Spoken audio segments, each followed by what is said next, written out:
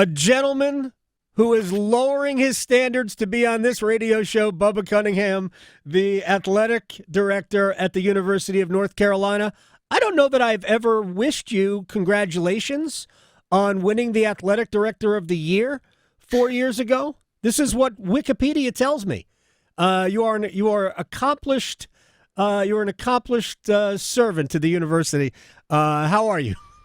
I'm doing great, Adam. Thanks for having me. I always enjoy visiting with you, and have a ton of respect for the way you go about your radio show. So I appreciate the time. Well, I live by the fake it till you make it idea.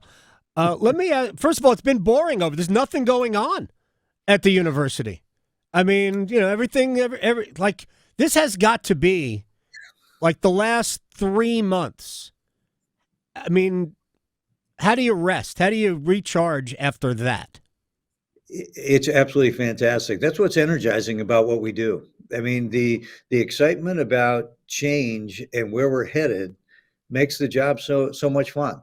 We always talk about working on a college campus with 18 to 22-year-olds that have a lot of ambition. They're positive, they're enthusiastic. I mean, that's what working in a college environment is. And I know the court systems, legislations, litigation, all of that stuff makes it more complicated, but that's what makes it the challenge. That really makes it enjoyable. As stressful as it can be, it can also be energizing.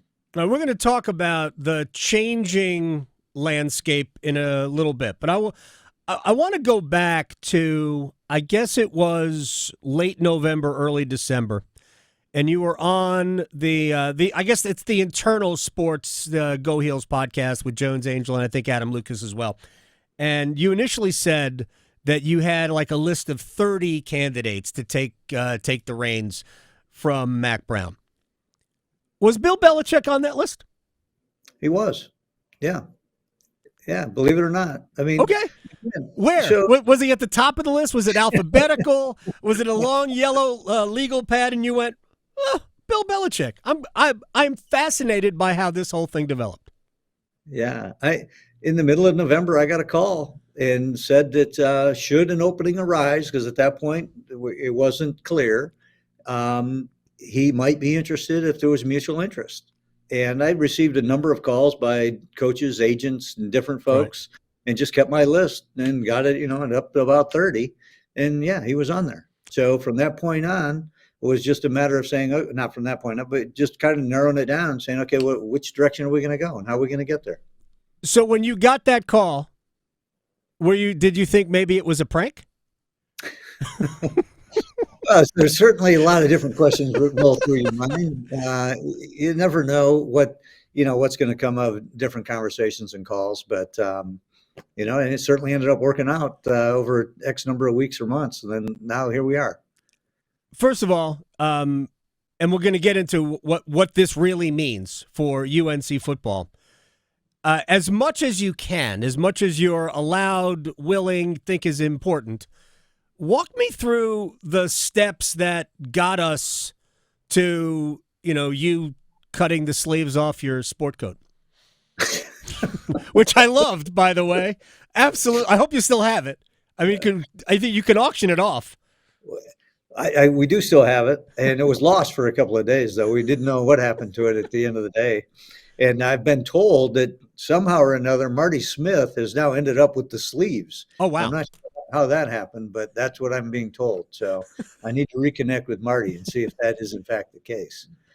I've totally forgot your question. Oh, it's fine. No, how did we get to the press? I mean, your thought process as we're going through this, and I'm not even afraid to say it. He's the greatest professional football coach ever. The only coach to me that compares is Bill Walsh to Bill Belichick. I mean, the most accomplished.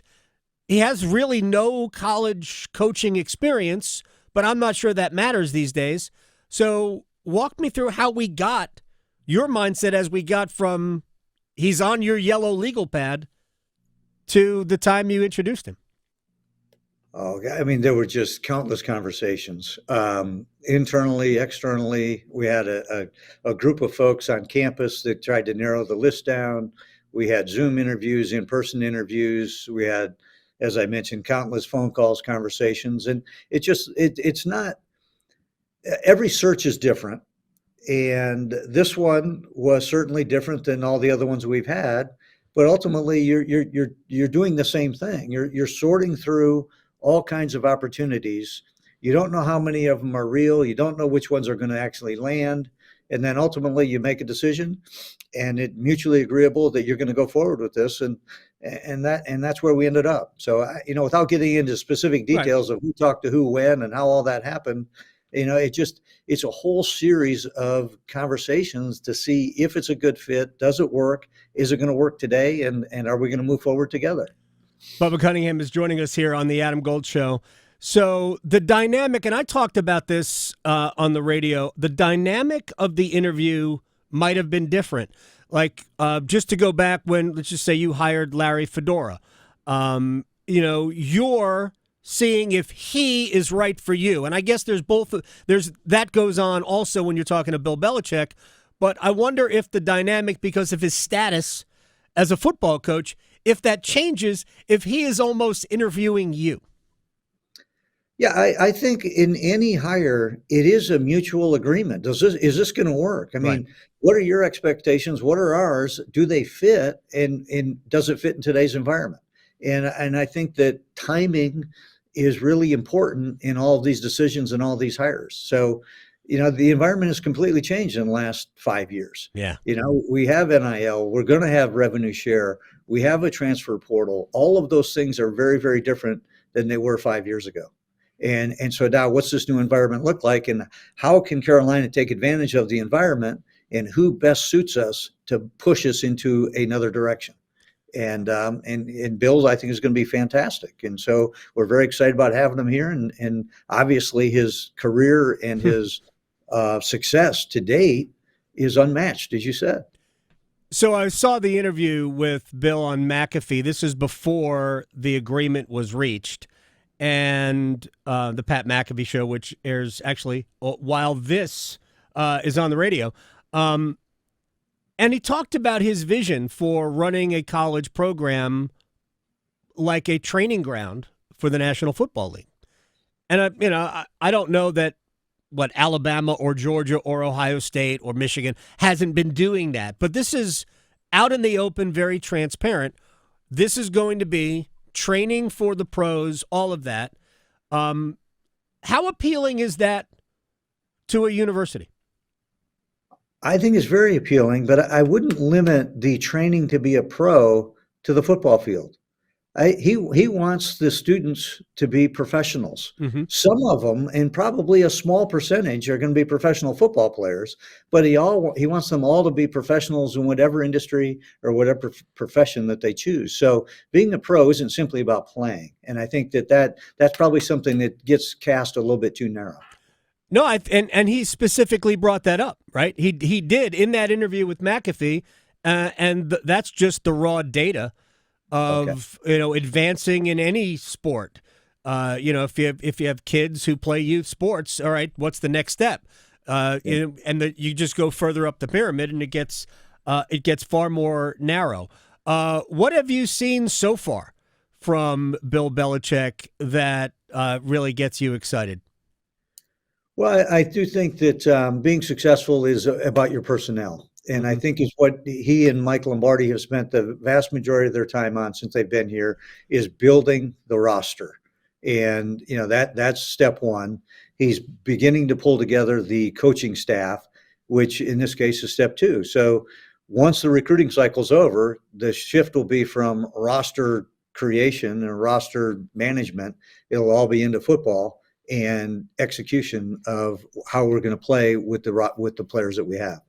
Bubba Cunningham is joining us here on the Adam Gold Show. I want to get to a couple of other things. I want to just kind of exhaust the football before we move on. And I know you don't have we're not going to be here an hour. For a long time, and I have been doing this in the Triangle since '98. And I have heard, and I have thought, it's a sleeping giant. Why isn't the University of North Carolina routinely, really good in football? And I'm not here to debate what those reasons are. But I think everybody I talk to thinks there's really no reason. And I think Bill actually said it. There's no reason why the university, I think on a recruiting trip, he had said, it might have been to Michael Lombardi, why aren't they always good? But are you ready for the fishbowl? Because this upcoming year, I would be stunned if UNC football wasn't the number one story across college football all the way through the end of next season. Are you guys ready for that? Well, we're going to get ourselves ready as we possibly can. Right. We don't know what that looks like. And, there's a lot of things we need to do. In talking with Bill and talking with Michael Lombardi, there's things that they need to do on the football side. There's things administratively we need to do, things that we need to do from a campus standpoint. Yeah, we're going to get ourselves ready. And, that's has already started. And, we're going to continue to build the program. Final thing about football. And then I want to move on to the bigger picture of intercollegiate athletics with Bubba Cunningham. There's a fair amount of politicking and personality that goes into this job that he didn't have to do in the National Football League. What was your takeaway from your personal meetings with Bill, and what have you observed in terms of not just so much the recruiting, because that could be pretty cut and dried, but the university community at large and how he's embracing being part of that community? Well, I mean, Bill, he's obviously a really smart guy and understands the differences between pro and college, and has embraced the college atmosphere. And, he's going to be a great partner to work with our coaches, with the university. And we just continue to have high expectations for the program, for the way the kids conduct themselves, and for what he and his staff are going to bring to the campus community. It's all positive. As much as Roy Williams is at baseball games, I wonder if Bill will be at lacrosse matches. Right? He's a huge lacrosse guy, right? Huge affinity for lacrosse. Yeah. He's already, we came to campus, so you probably heard the story. We brought him in from the airport, and we're walking into Loudermilk, and he sees the awning for men's lacrosse. And he goes, "Is that Bresci's office?" We immediately went in there. Now, Joe was probably out playing golf or something. He wasn't there, but he did leave him a note. No, they were actually down in Orlando at a coaches convention. And then he came the next day. He was coming across campus, and Jenny was running a lacrosse camp. And he stopped and talked to Jenny. So he gets the campus environment. And I was at the women's game last night, and Lombardi was at the women's game last night. So that people really underestimate how cool it is to work on a college campus. That is energizing, as I said at the outset here. Yep. It's inspiring for everybody to participate, and you see the success across sports, and we all feel like we can learn from every one of the other folks that are on our staff, and I think that they'll be a great part of that. All right, final thing for Bubba Cunningham, and again, I appreciate your time, and this is a topic we can explore it as much as we can, because I know you've been around here. This is your 13th, 14th year as the AD at UNC, and the landscape, a decade and a half ago, you couldn't even recognize it what it is today. And no. I know, and what your ideal college athletics world looks like, and I absolutely respect it. But so much has changed. What do you see as the future? Or do you like the future? I know we have to deal with it. Do you like the future of what college sports is, what it's becoming? Absolutely. And fundamentally, the things are the same. We talked about this, for the whole time I've been here, and I continue to talk about it. We want to do our values have not changed at all. Our values are the same. We want to provide a great education to every kid that comes to the university to play their sport. We want to maximize the number of opportunities, which is why we have 28 teams and, over 800 student athletes. We want to provide as many choices for kids, whether it's academically or athletically. And if they want to go pro or they want to play in the Olympics, how do we create that opportunity for them? And then the very fourth thing is the commercial activity associated with it. That's what's changing. The courts are changing the commercial relationship between ourselves and our students. But those top three are still the same. So the fundamental challenge that we have as administrators is the economic model. And that's what we're working on. Do I like it? It is what it is. There's Right. been a huge change in the commercial activity, the growth. I mean, since I've been here, I don't know what the budget was when I got here. Probably 60, 65 million. Next year, we're going to be 160 million. So that growth, and what the courts have said is, you know what? We've been revenue sharing. We've been revenue sharing between football and basketball and 26 other sports. Mm-hmm. But the courts are saying, you know what? The revenue share now needs to be more targeted to those that generate it. And whether that's through NIL or revenue share through the court and this new settlement, that's what that is. So now it's incumbent upon us to figure out how to distribute the money in a more equitable fashion that meets today's standards. How does Title IX play a role in this? Title IX is going to continue to play a role. How it plays in revenue share and NIL, I think, is very unclear. Yeah. I mean, the Department of Education and Office of Civil Rights is going to send out their directives. We had a total change in the government in Washington. So between the executive branch, the Senate, the House, that's going to change. The discussion about whether or not we would ever get some kind of antitrust protection, I think, is a little bit different. The discussion with Senator Cruz about, is there some type of bill that's going to pass that's going to allow us to revenue share more directly for a pay-for-play model for students? Is there a way to protect students as a separate category so they wouldn't be included as employees and have to fall under the Fair Labor Standards Act? Those things are all to be determined. But in the meantime, how do we provide the opportunities? How do we provide the education? Create choices for them, and then for us to figure out the economics to fund what we want to do. I know that's repetitive and redundant, but it's just the reality of what we're doing. I think it also speaks to just how complicated the future is of college sports. And I mean, I'm not sure we'd recognize it if we fell asleep 15 years ago and woke up today. I'm just not sure. I mean, the games look the same. Yeah. But the way this all works is never going to look the same. One thing I've discovered, and maybe I'm naive about this, I don't think the players have changed. I think the players still want to play.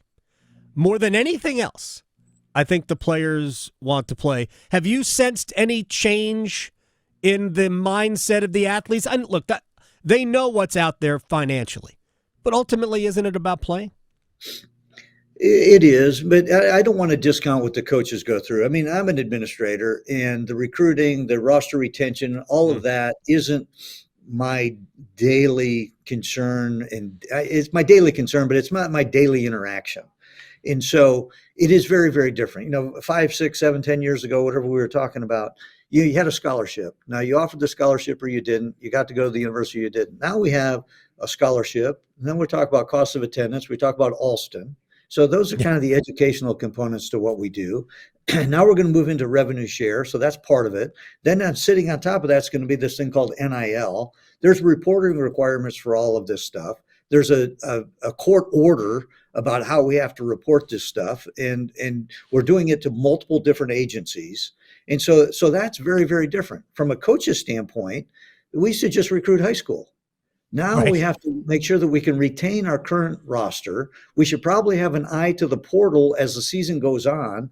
We might have to look at international students a little bit differently than we have in the past. And then we have to retain the ones that are on the roster so that next year's team looks something like last year's team, or next year's team is totally different and we're okay with that. We're going to do something else. So the coach's environment is very, very different.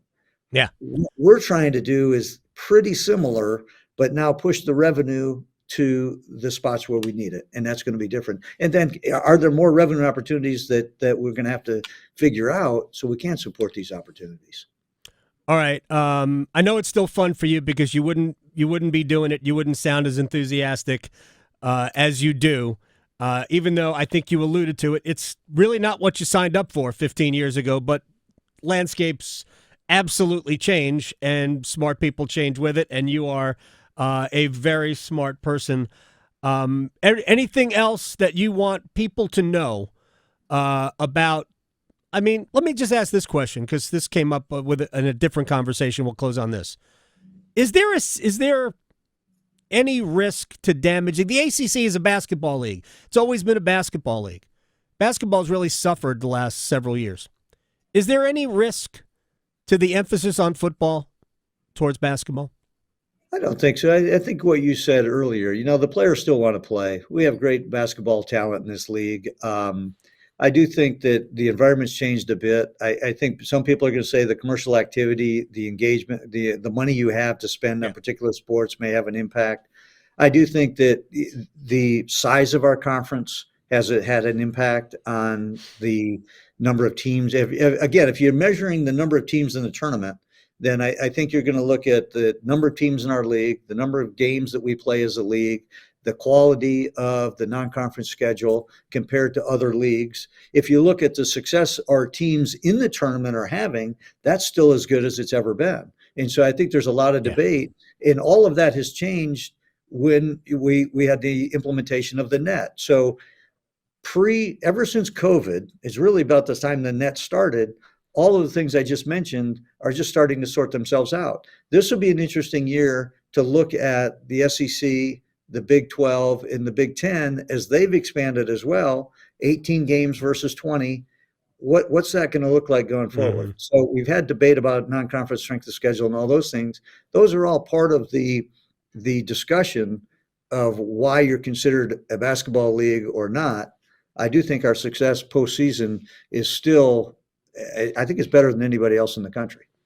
It absolutely is, and it's been spread out over a number of different schools, including yours. I'm rooting for Hubert to get those guys on track, and I always root for you. I appreciate your time. Bubba Cunningham, I almost called you Lawrence.